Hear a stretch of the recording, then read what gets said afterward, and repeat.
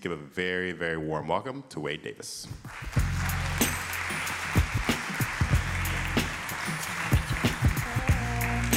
Well, hello.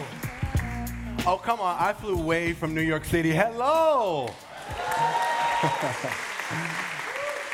So thank you all so much. So I'm here to talk to you all about a topic that I think is really important to the tech world, the conversation around the issue of inclusion and diversity. How many of you have heard of those terms? Good. So I won't define them or waste your time at all. But I want us to have a real hard conversation around the tech industry and the idea of diversity and inclusion. Because one could say that the tech industry has failed when it comes to its progress around the issue of diversity and inclusion. So the great Mr. Denzel Washington, he once said, "Don't confuse movement with progress." He went on to say that you can be running on a treadmill without ever making a bit of progress. It can be said that Mr. Washington was describing the tech industry in terms of who is in positions of power and leadership. So the question I want to put to you all today is, what type of progress has the tech world made around the issue of diversity and inclusion? Now, I should pause here and say that the term progress can go in both directions. We can go forward, but we can also take some step backwards. But I like to have conversations with leaders in the tech space. And when I ask leaders in the tech space who have created the tech world, they typically tell me a similar story. And the story goes that they were in their bedroom, in a classroom, in a garage, at a coffee shop, or somewhere all alone, trying to turn this idea that they had into reality. And they had their head down the entire time. And they realized that they needed some help to build this thing. So they reached to the closest person to them. And oftentimes, the closest person was similar in race, in ethnicity, in class, in education, and all forms of backgrounds. And unfortunately, those two individuals, when they realized that they needed some help, they reached out and grabbed some other individuals. And those individuals also were from a similar background. They had a similar class status, a similar gender, a similar race, a similar education. And when they looked up to celebrate the fact that they had built this amazing thing, and they looked around, the 10 to 50 people around them looked exactly like them. And they celebrated the fact that they built this amazing thing, that they took this thing from the theoretical to the actual. And this is a story of many companies who have made progress when it comes to technological innovation. But what was the progress in terms of human innovation? Now, I want to be careful because I'm speaking oftentimes from an American standpoint. So I want to own that out of the gate. But one could argue that the tech industry is relatively young. One could also argue that the tech industry sees itself as very liberal. One could argue that the tech industry sees itself as very progressive. And let's pause and say that those two words don't mean the same thing. So the question is, what went wrong with that progress within the tech industry when it comes to hiring, retaining, promoting women, black people, folks of color, folks who are differently able, folks who identify as LGBT? What happened in terms of that type of progress? Because oftentimes, again, we tend to grab people when we're moving very fast to build something that look like, act like, talk like we do. With that understanding, organizations must think very differently about the idea of diversity and inclusion. Now, again, I must own that I'm speaking from a very American perspective. But if you look around this conference, and if you look around globally, it seems that the tech industry has followed the same path of some of our older industries, and they're ran by lots and lots of men. And it's ran by lots and lots of white men. But let me be clear, white men aren't the problem unless they don't want to be a part of the solution. Now, the first step in addressing this issue is that we have to name that it's a problem, right? Like, we actually have to say that there is an actual problem in the tech industry when it comes to who gets to be in charge, who gets to be in control, who gets to be included. Because if the problem isn't fully addressed, and it must be addressed at the senior most levels, at the top of the charts, it must be addressed by the CEO, the CFO, the CIO, the CEO, those people. Because if those leaders don't have full buy-in that this is an issue, then their company will not just fail, it will fail hard. Now, our world is not just becoming global, it is global. And that means that every potential customer from all around the world is someone who you should be thinking about. But these types of people come from different histories, they have different backgrounds, they experience the world very, very differently. But the question is, are you focusing on them? Are the people who are within your organization who are making decisions, do they come with a global perspective? Do they have a global background? Because it is not progress if you have a woman on your board. It is not progress if you have a woman in the C-suite and she actually does not have decision-making power. And let's define power just for one quick second. Power is the ability to control the destiny of others. That's what power really is that you have the ability to control the destiny of others. Now, in your own silence, we must also answer certain questions.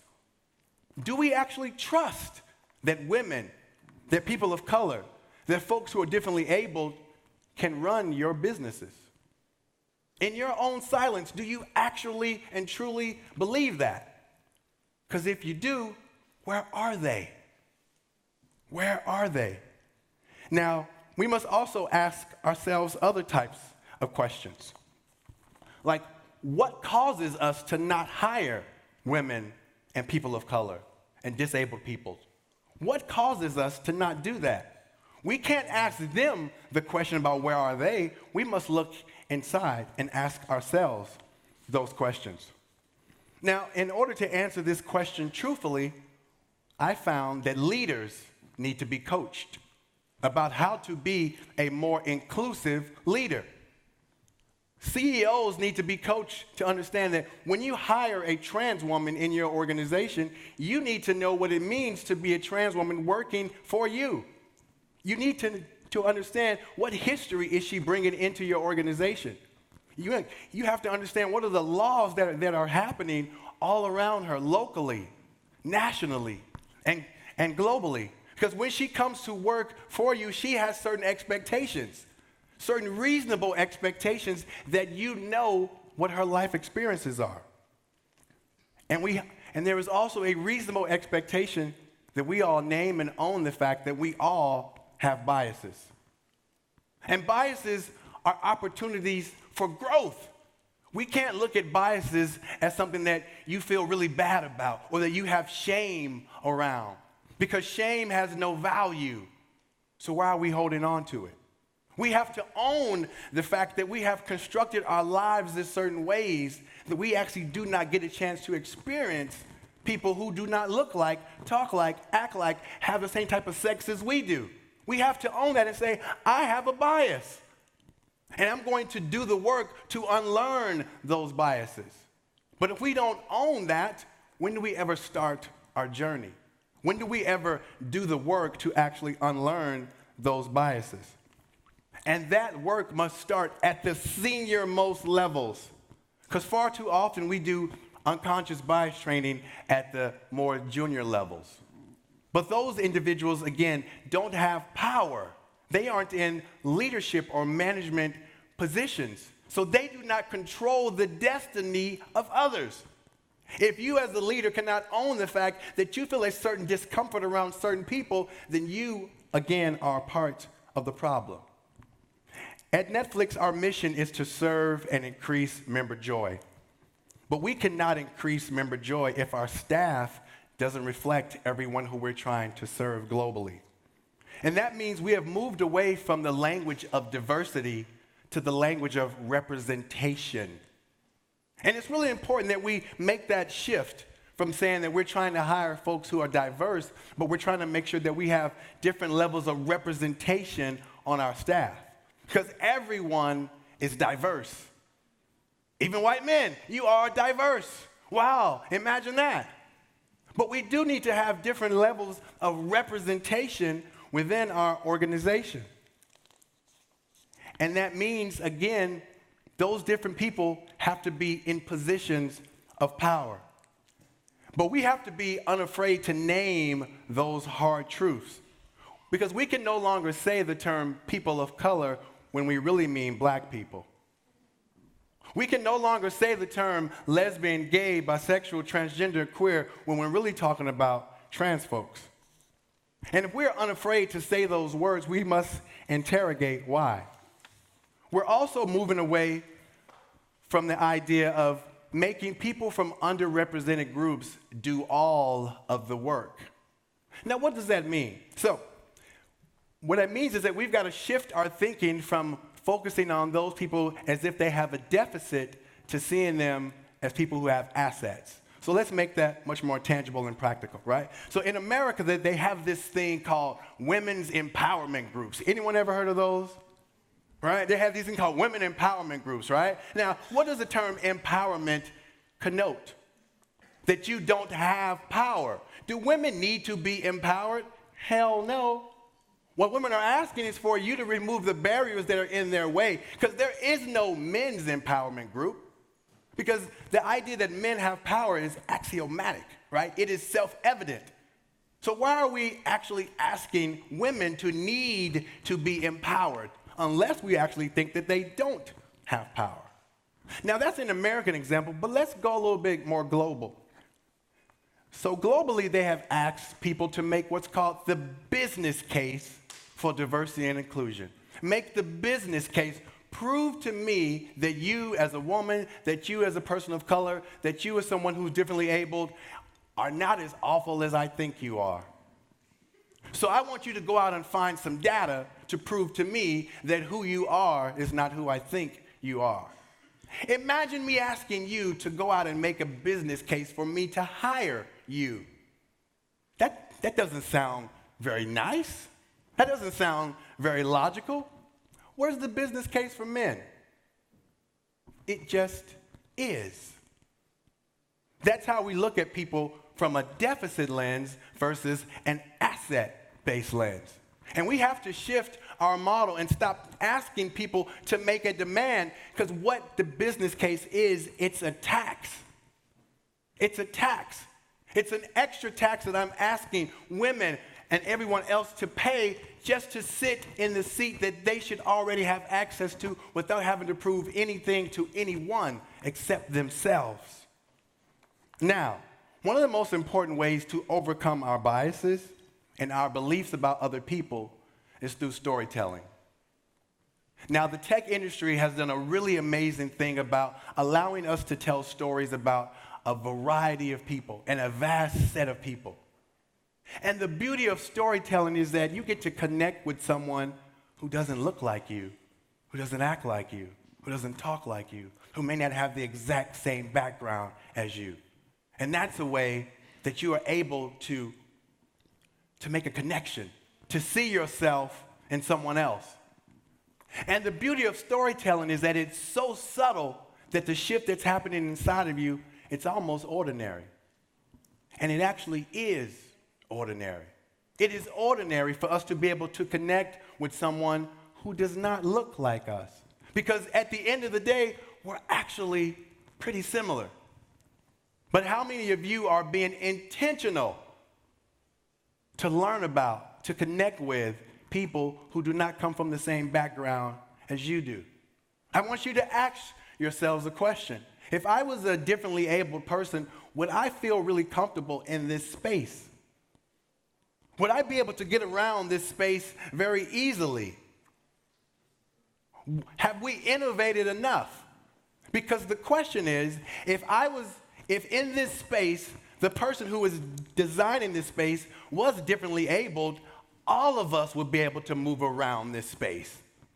That's what it means to focus your work with those who are the most marginalized. Those who have the least abilities in their physical body. If they can move around this space comfortably, those of us who can walk definitely could. So are we thinking about that? Are those people in our rooms as we're thinking about what decisions we make? Because if they're not, that's progress, just in the wrong direction. Because we cannot stand on our ideology that we think that we are better than other groups of people if we are not making sure that other groups of people are included in the decision making. And we must never wait. Because there's always someone that says, hey, slow down, wait. Wait until I finish building this product. Wait until I finish creating this service. The time is now, as James Baldwin says. We can no longer continue to wait because movements don't come back. Right now, we're in a technological movement, and that movement has been void of certain groups of people. So we need a new type of revolution. I think we need a moral revolution. We need a moral revolution that includes the technology, that combines those actual two, that becomes truly, as Kimberly Crenshaw says, intersectional. Can we truly be intersectional? Because movements, as I said earlier, they don't come back.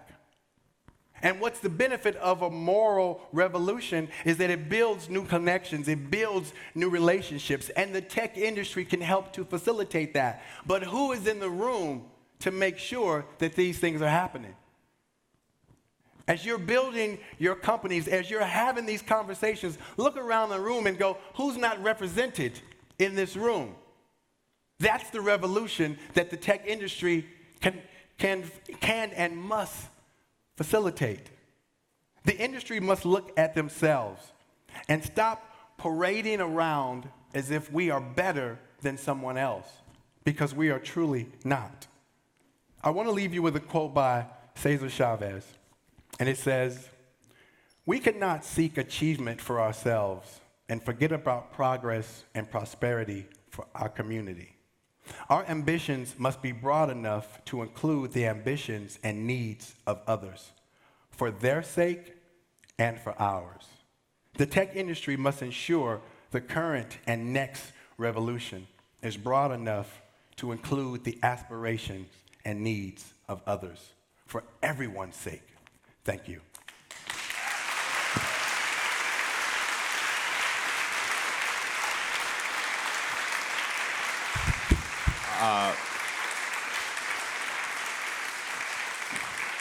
That was amazing.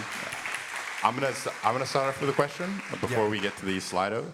I think one of the things maybe for just the crowd in general, like what are tools that we can use in our day-to-day lives to help us examine some of our biases and understand better other people's perspectives? Like, are there resources? Are there strategies that we can use? Yeah, and this is going to sound really simple. Read, right? You know, a lot of you have children, have nieces, have nephews. Have you given them books about people who are not like them?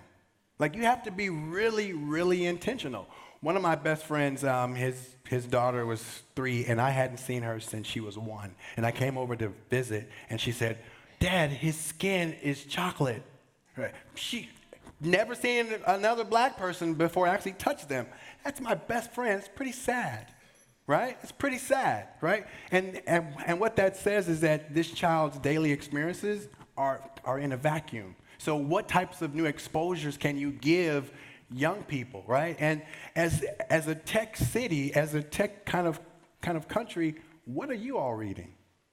What are you all watching? What are you all unlearning about the other, right? My partner, he's French, and I've had to learn so many of my own biases around when I go to France, right? Because I didn't give myself other things to understand and to learn. Amazing. So we're going to get to the questions. First up is Anonymous with what is your most important advice to women of color who are working hard to succeed in the tech industry and still struggling? For women of color, it's to not take on the burden that other people try to give to you, right? So there is this idea that the women have to do the work to make the industry more accessible, right? No. So women have gone to the best colleges and done all of the things, right? So it's not a woman's issue, right? It's those who are in charge. So those who are in charge have to be doing the work. So I would say don't take on the burden of having to make the business case, get a coach, get a sponsor, do all of those things when the problem is not yours. And the last question from another Anonymous. How do you overcome the objection of, well, we hire the best people for the job, so we can't just hire them for being diverse?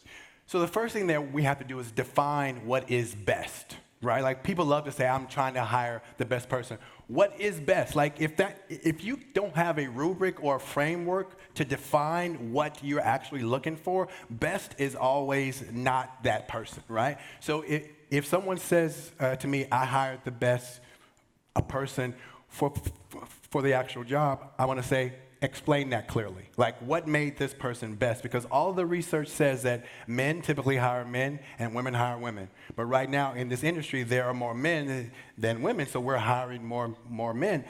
The last thing that I would say is that all the research says is that if you're down to your final 5 candidates for a job, and one of those candidates is a woman, the chances of her getting hired are the exact same as if there are no women. Right? Saying that's what the data says. So we have to be much more thoughtful around what are our candidate slates like? And are we defining, someone should actually be able to write down best. And what does best mean? Right? And that's why the shift from representation away from the idea of diversity is important. So you actually have to say, what is missing in this room? If my organization is going to be the best, I have to make sure that everyone is represented. Amazing. Everyone, please give it up for Wade Davis.